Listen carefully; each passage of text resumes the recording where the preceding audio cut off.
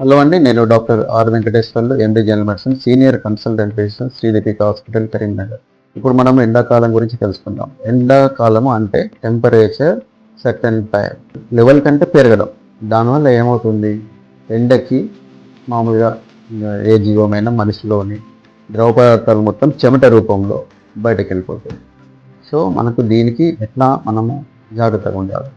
ఉదయం లేవగానే మరి వేడి నీళ్ళతో స్నానం చేయకుండా కాలకృత్యాలు తీసుకొని మామూలుగా నార్మల్ వాటర్ తోటి స్నానం చేయాలి.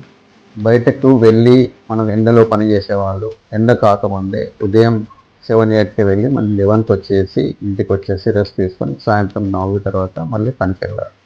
మామూలుగా కంపల్సరీ తగినంత నీళ్ళు తాగాలి.